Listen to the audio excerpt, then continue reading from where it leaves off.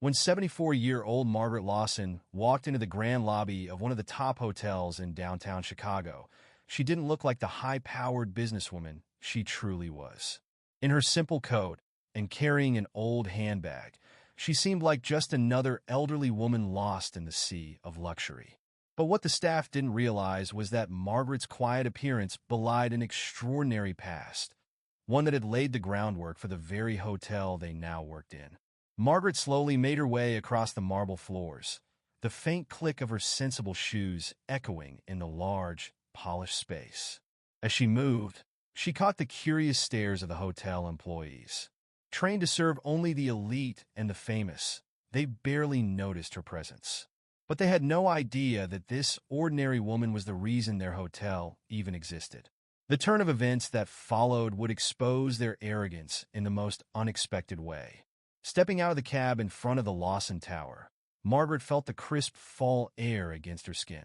The setting sun bathed the skyline in golden light, and the city around her buzzed with its usual energy. Taxis honked, people chattered on the streets, and the clatter of urban life filled the air. For a brief moment, Margaret paused, gazing up at the towering building. It was something she had dreamed of for years. The Lawson Tower wasn't just another property in her growing real estate empire. It was the symbol of her success, perched in the heart of the city. It offered rooms that attracted diplomats, artists, and A-list stars alike. Its sleek design and luxurious interior were a result of Margaret's unique vision. A space that combined elegance with a commitment to inclusivity and comfort. The building's name was a reminder of her roots. A young woman of color who had broken through barriers in a world dominated by men in the 1980s. Margaret had faced countless obstacles, being ignored in business meetings, denied loans because of her race, and constantly battling stereotypes. Yet through sheer determination, she had turned her dream into a reality. But today, she wasn't here as the famous CEO. She was here as an anonymous guest, choosing to blend in and observe. She believed true leadership required understanding all aspects of her business, even the smallest details. Clutching her leather purse, worn but well-maintained, Margaret entered the lobby. The grand space before her was impressive. An enormous chandelier shimmered from above, and the floors gleamed under the soft light. Guests in designer outfits relaxed on plush chairs, sipping drinks, while employees moved with grace, serving with apparent precision. But when Margaret approached the front desk, she felt an instant wave of judgment from the young receptionist. His name tag read Ethan, and his crisp suit seemed perfectly tailored. His smile was courteous, but his eyes betrayed a different story. "How may I assist you, ma'am?" he asked, his voice polite but with a clear undertone of condescension. His gaze swept over her simple coat and well-worn shoes, and Margaret could almost hear his thoughts. "She doesn't belong here." "I'd like to book a room," Margaret replied, her voice steady and sure. Ethan's smile stretched wider, though it seemed more patronizing than warm. "Our rooms here start at $12,000 a night. I'm not sure if that's within your budget, but perhaps there are other places you'd be more comfortable with." Margaret's expression remained unchanged, but inside, she felt the sting of his words. Years of being underestimated had taught her how to remain calm under such scrutiny. "I'm aware of the prices," she said simply. "Please check availability." Ethan hesitated, weighing the situation before sighing and slowly turning to his computer. Behind him, a couple of colleagues exchanged amused whispers, their soft laughter carrying to Margaret's ears. Words like "wrong type of guest" and "too cheap" floated in the air, but she ignored them, standing tall, not giving them the satisfaction of a reaction. After a long pause, Ethan looked up, his tone dripping with sarcasm. "We have one room left. It's one of our standard suites, nothing special." "That will be fine," Margaret said, pulling out a sleek, platinum credit card. The sight of it caused Ethan to pause for a brief moment, but he quickly regained his composure and processed the payment without acknowledging the significance of her card. As he handed her the key, a thin smirk played on his lips. "Enjoy your stay." Margaret walked away, her mind racing with thoughts, but her resolve remained unshaken. She wasn't here for luxury or praise. She was here to see the reality, behind the polished facade. The suite was breathtaking. It featured large windows with a panoramic view of Lake Michigan and a carefully curated blend of modern style and classic comfort.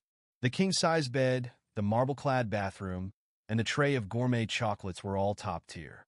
But Margaret barely took notice. Her mind kept drifting back to the encounter with Ethan at the front desk.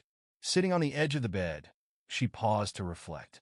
This wasn't the first time she had been underestimated, but this time, it felt personal. This was her hotel, her legacy. She would not allow it to be reduced to mere show. Pulling out her tablet, Margaret logged into the hotel's internal system, as only the CEO had full access. As her fingers moved across the screen, she noticed something troubling. Complaints from minority guests were often dismissed, and employee surveys hinted at a toxic culture of bias. One review caught her eye. An anonymous guest had written, "The hotel is stunning, but the staff made me feel invisible. I won't be coming back." Margaret realized that this guest had experienced something remarkably similar to what she had just endured. Her phone rang. It was Derek, her trusted assistant. "Margaret, do you need anything?" "Yes, Derek.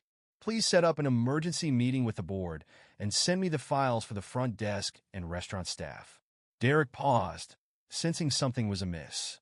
"Everything all right?" "It will be," she replied, "but not until I make some changes." Later that evening, Margaret decided to eat at the hotel's renowned restaurant, The Summit, a favorite among the city's elite. It was known for its Michelin-starred chef and exceptional menu. Dressed in the same modest coat, Margaret approached the host, whose name tag read Max. His polished appearance mirrored his professional demeanor. "Do you have a reservation?" he asked, his voice polite but cold. "No," Margaret replied, "but I'm staying here and was hoping you could accommodate me." Max glanced at his tablet, then at Margaret. "I'm sorry, ma'am. We're fully booked for the evening." Margaret scanned the room. While some tables were occupied, several prime spots remained open, untouched. Max's attention, however, seemed fixed on a well-dressed couple approaching behind her, a tall man with a confident smile and his elegant companion. "Can we get a table?" the man asked, flashing a charming grin. "Of course," Max replied immediately. "Right this way."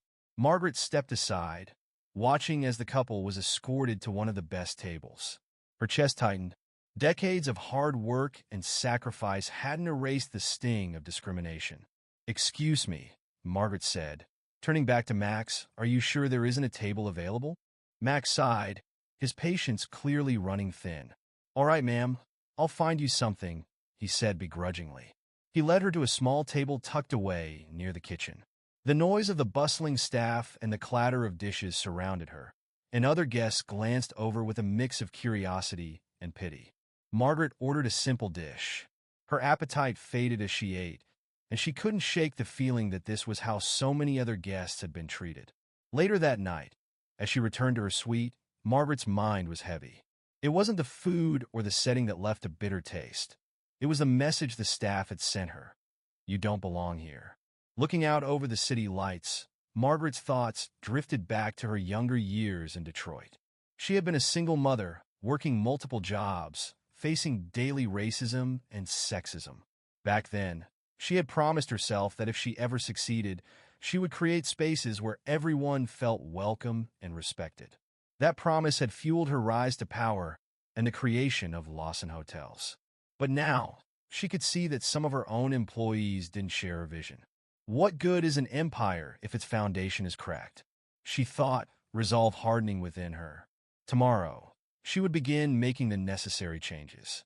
The Lawson Tower would become a beacon of inclusivity, a place where no one would ever feel out of place again. The next morning, Margaret stood by the window of her suite, the city stretching out before her. The challenges she faced were far from over, but she was determined. The Lawson Tower was a symbol of her journey, a testament to resilience, vision, and breaking barriers. She had built this empire, and she would protect it with every ounce of her strength. The changes she had planned would not only reshape her hotel, but they would also send a message that inclusivity, respect, and equality weren't just ideals. They were the foundation upon which success truly stood. And she was ready to lead the way.